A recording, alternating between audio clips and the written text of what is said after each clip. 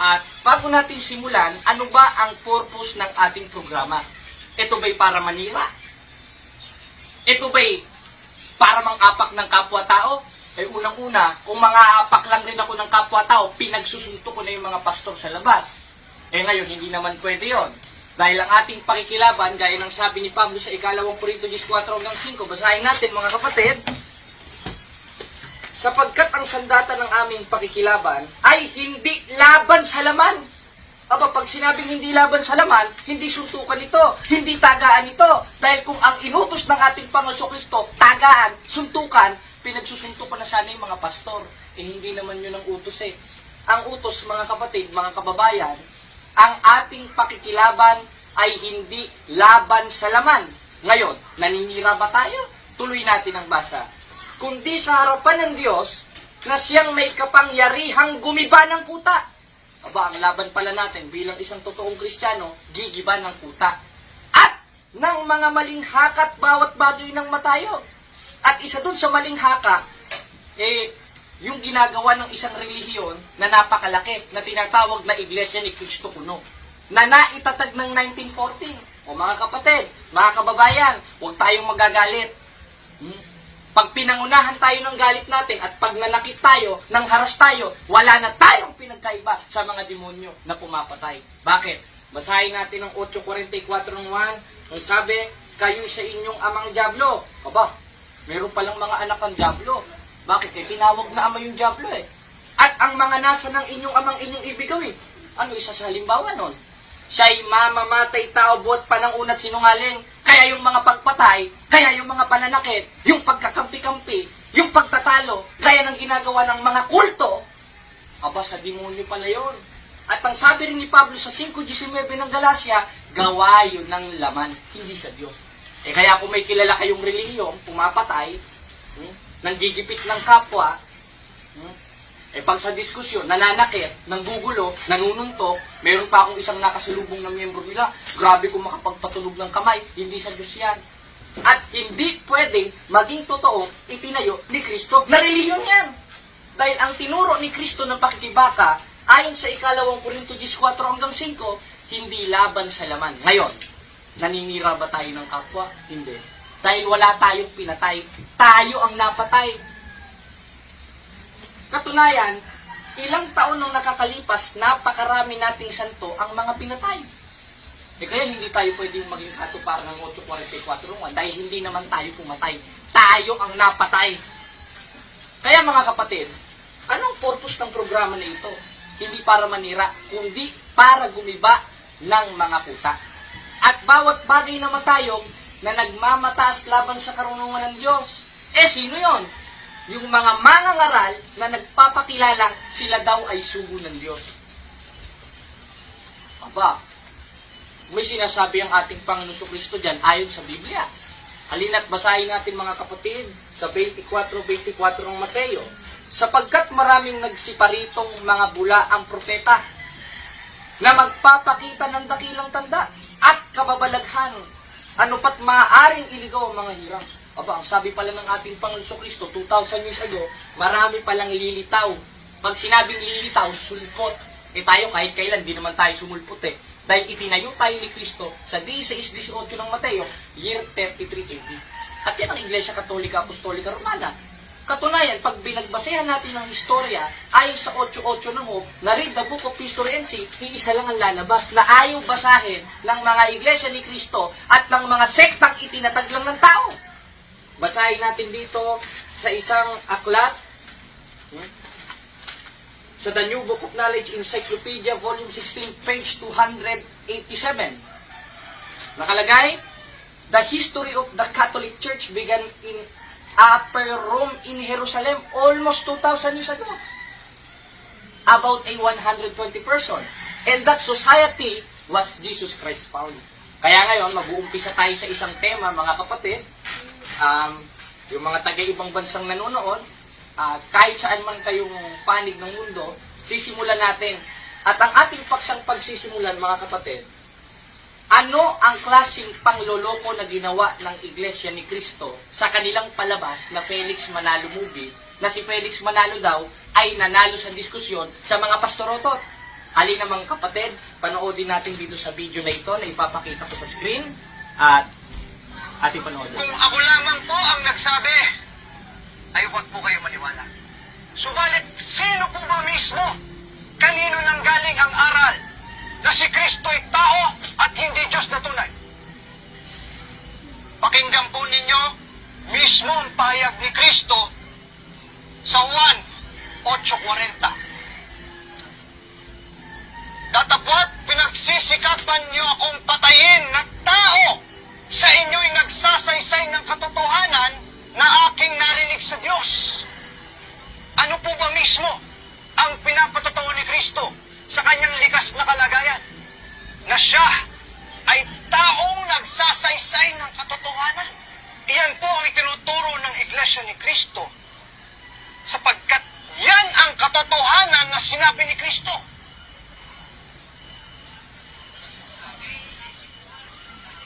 Ayan, naipit na yung isang pastor, mga kapatid. Ituloy pa natin.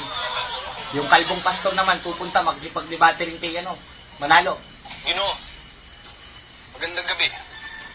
Ako naman ay pastor ng Metodista.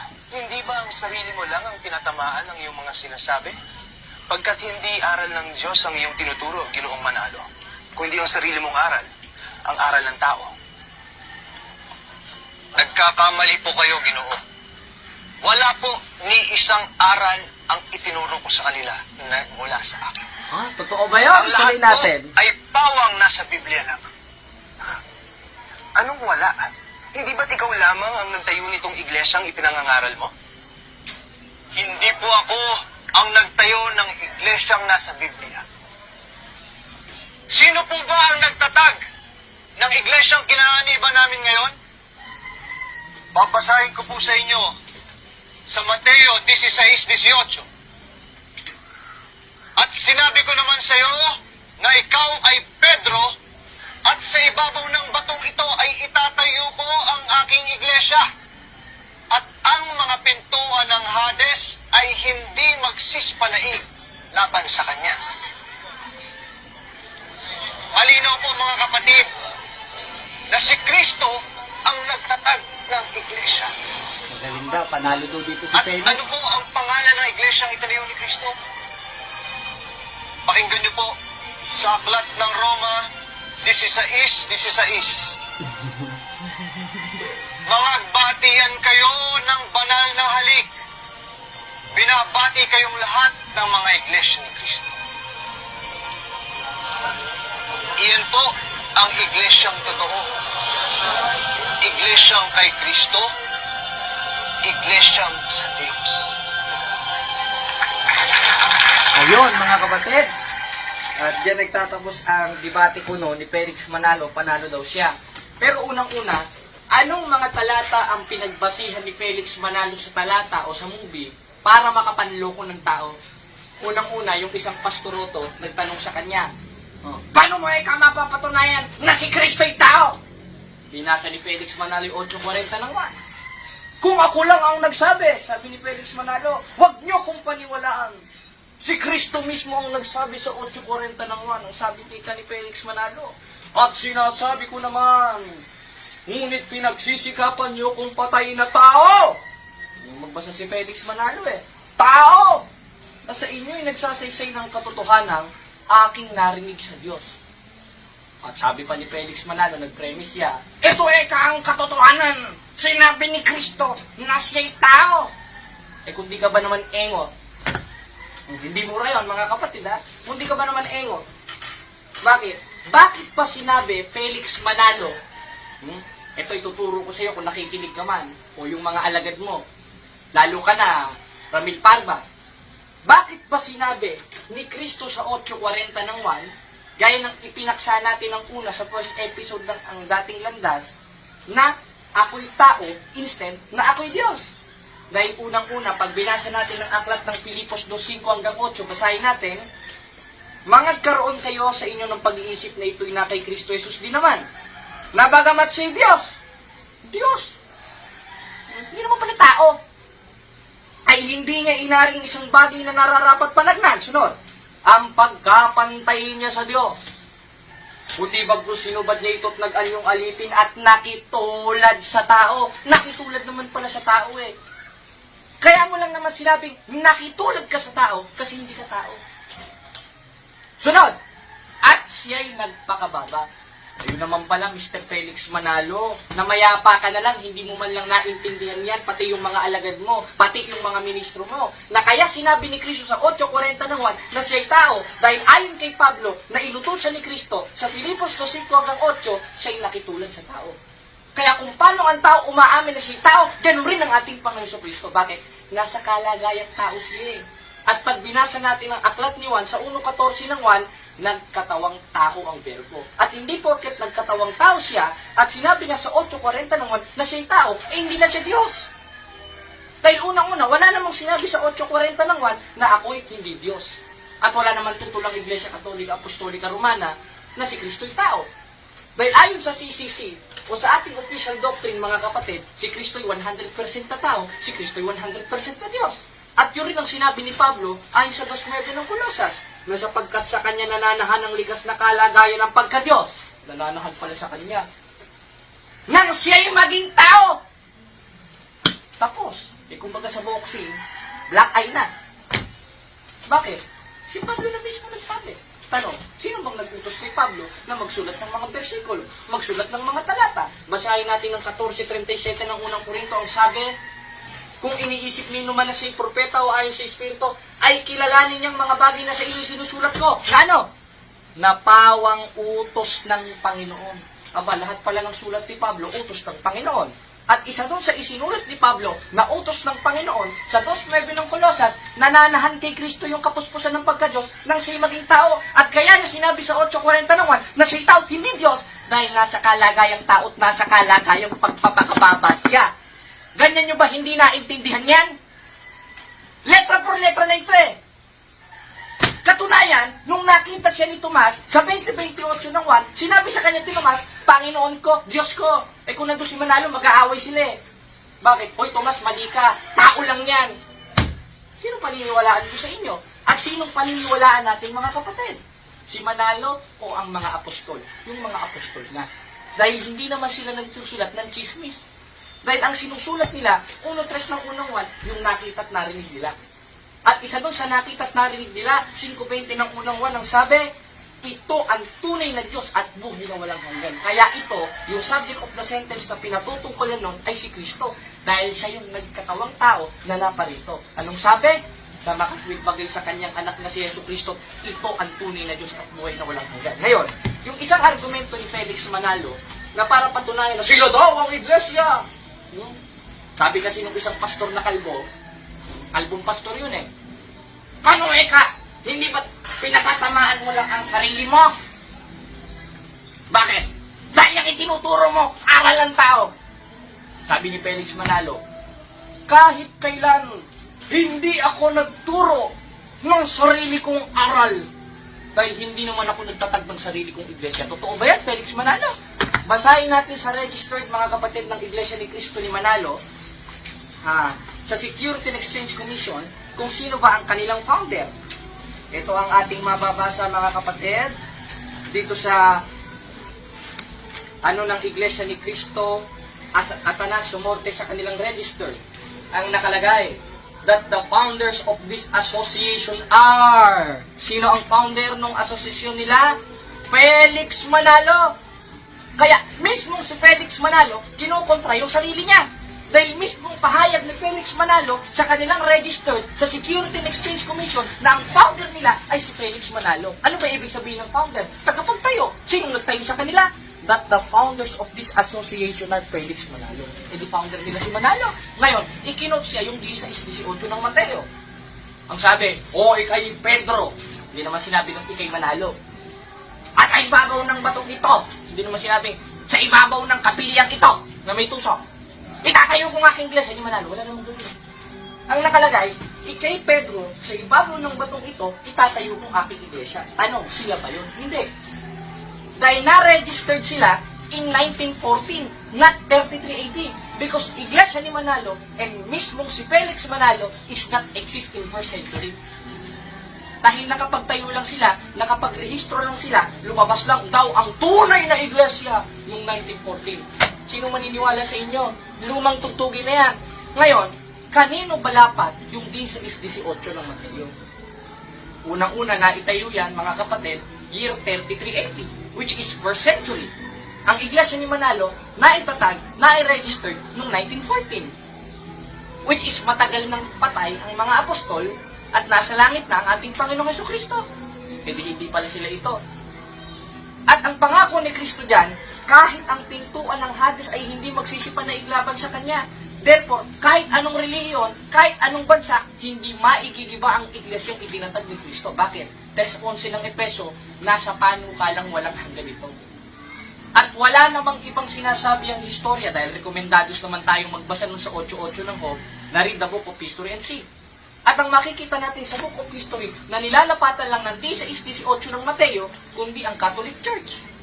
Dahil pag tumingin rin tayo sa history o referensya at pasugo ng Iglesia ni Manalo, basahin natin dito sa Pasugo 6, 1988. Nakalagay, even the circular history shows a direct time link between the Catholic Church and the Apostle, leading a conclusion that the true Church of Christ is the Catholic Church.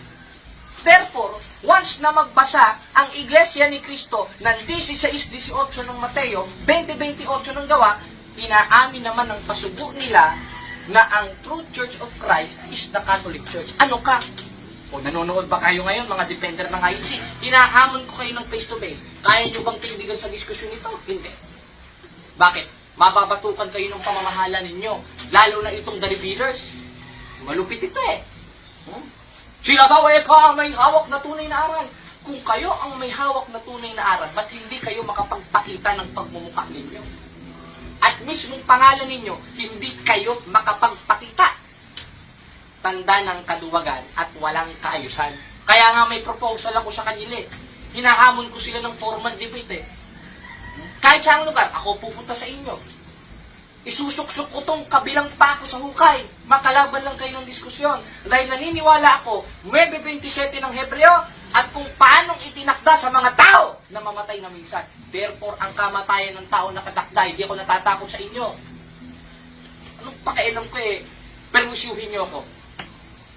Basta ako, hanggang sa huli ng hininga ko, isisigaw ko, 2:13 ng Tito, si Kristo'y Diyos at tagapagligtas. At isisigaw ko, natatag lang kayo ng tao. Ngayon, binasa nila yung 16 ng Roma. Ay ka, ang sabi ka dito, magbatian kayo ng banal na halik. Hindi ko alam kung mahali ba na halik ang sa kanila. Binabati kayo lahat ng mga iglesia ni Kristo. Teka muna, Mr. Felix Manalo. Ang nakalagay sa rehistro nyo, Iglesia ni Kristo. Ang nasa Biblia, also in King James Version, Churches of Christ, plural yon. Ngayon mga kapatid, himay-himay nating talata ito. Bakit pa plural? At bakit bang nakalagay, mga Iglesia ni Kristo? Dahil nangalat na. Meron na sa Korinto, 1:1 hanggang 2 ng unang Korinto. Meron na sa Judea, meron na sa Samaria, meron na sa Galacia, meron na sa Asia, nangalat. At yun ang sinasabi sa 9:31 ng Gawa ni Apostolo Pablo na sa kabuuan. At ang Greek interlineal nun ay Ecclesian Katholes, means universal. At ang meaning ng universal is a Catholic Church. Therefore, ang tinutukoy sa 16 ng Roma is a Catholic Church because that is Churches of Christ, plural. Nangalat na, 28-19 ng Mateo, yumaon kayo sa bawat bansa. Kalat na eh. At ayon sa La Sagrada Biblia, ang ating mababasa, basahin natin mga kapatid sa tunay na translation, dahil ito ay hindi kasalungat ng Greek. Ito ang ating mababasa. Basahin natin dito ang La Sagrada Biblia sa page lang, nasisira na ang ating folder. Wala na kasi tayong dito. Ayan, ito ang ating mababasa mga kapatid, nakalagay sa La Sagrada Biblia, letra por letra ating mababasa, Las Iglesias Católicas Apostolica Romana. May 31 nung ko, bakit nangalat na kasi? At ang Greek interlineal, Ecclesian Katholes, means universal. Therefore, the right translation of 931 of Book of Acts is the Sagrada Biblia. Basahin natin. Y Galilea, y Samaria, y eran edificadas en dando el tenor, el Señor, e consuelo del Santo Espíritu eran multiplicadas. Letra por letra. Na ano? Iglesia Katolika Apostolika Romana. Dahil naisulat yan at naitatag yan year 33 AD. Ngayon, ano bang sabi ng Iglesia ni Manalo? At ano bang sabi ng historia tungkol sa Iglesia Katolika Apostolika Romana? At sino ang nagtatag nito? Ng ating pinag-aralan na yung D6 ng Roma, hindi sila. Dahil ito inangalat. Naging churches, nagkaroon sa Galilea, nagkaroon sa Judea, at yun yung tinatawag na universal. At sabi sa 9:31 ng gawa, sa La Sagrada Biblia, yun ang Iglesias Katolikas Apostolika Romana. At hindi rin naman pwede yung iglesia ni Soriano yun. Dahil sabi ni Soriano, sabi sa 3:6 ng Efesos, pamagitan ng Ebanghelyo, naanib kami sa tunay na iglesia. Kung kayo naanib sa tunay na iglesia, nung wala pa si Soriano, nung wala pa si Nicolas Perez, sino ang obispo ninyo? Wala. Bakit? Sulpot kasi kayo ng 1980s. Therefore, hindi kayo tunay na iglesia ng Diyos na nasa Biblia. And according sa katuruan ng simbahan, ano ba ang iglesia ni Kristo o ano ba ang iglesia ng Diyos na lagi nating nababasa na kinaanliban ng mga apostol? Basahin natin sa CCC 8:11. Ito ang ating mababasa, mga kapatid.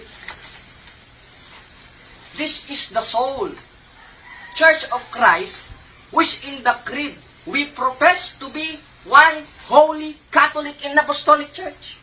Katuruan ng simbahan yan. Di naman Biblia yan, iutos eh. At wala namang ibang simbahan na binigyan ng otorisasyon ni Kristo, kundi ang Iglesia Katolika Apostolika Romana. At ang sabi sa 16:19 ng Mateo, anumang ipahintulot mo sa lupa, ipapahintulot sa langit. At hindi naman Biblia ang saligan ng katotohanan. Dahil nabuo ang Biblia, na-translate ang Biblia, nagkaroon ng chapters and verses ang Biblia, year 405 AD, with Pope Damasus and St. Jerome. Wala si Manalo niyan. Wala si Soriano niyan. Paano yan? Wala man lang kayo inambag sa Biblia. Tapos sasabihin nyo, kayo ang totoong iglesia, samantalang hindi kayo ang nag-compile at hindi kayo ang nag-translate ng Biblia. Anong tawag sa mga sulpot na ito? Ang kakapal ng pagmumuka ninyo. Masakit na lang yung katotohanan nito dahil utos ito eh. Gaya ng nasa 1:13 ng Tito. Anong sabi? Ang patotoong ito'y tunay dahil dito sawayin mong may kabagsitan sila. Kaya habang buhay ako, hindi ko kayo tatantanan. Sabi nga ni Mark Enriquez, hindi namin kayo tatantanan. Ako rin. Ako rin. Nandito si Brother Jared, nandito si kapatid ni Jody, nandito si kapatid na JB, nandito ang grupo naming mga youth. Dahil hindi namin kayo tatantanan. O, kaya nga alam ko yung isang kanta dun eh. Yung ano bang kanta yon? Meron akong isang kanta. Yung lagi ko kayong kakamustahin. Yung sumulat ako upang malaman mo ako'y tapat pa rin sa'yo. May problema ka ba? Matutulungan ba kita? Sa akin ay huwag kang mangamba. Ha ha ha la la la la la la la la. Ayan. Ano pa ba yung kasunod nun? Tandaan mo naman ang sasabihin ko sa'yo. Ang pag-ibig kong ito'y di magbabago. Kahit malayo ka sa piling ko, umulan bumagyo, ayos lang. Huwag kang mangangamba, ayos lang.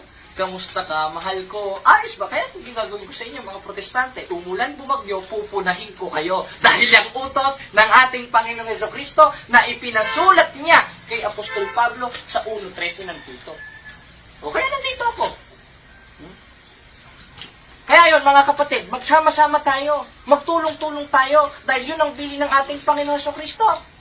Na ang sabi niya sa 17:11 ng 1, at wala na ako sa sanlibutan, at mga ito'y nasa sanlibutan pa, at ako'y paririyan sa iyo, amang banal, ingatan mo sila sa iyong pangalan, yung mga binigay mo sa akin, upang sila'y maging isa. Gaya naman natin, kailangan magkaisa tayo.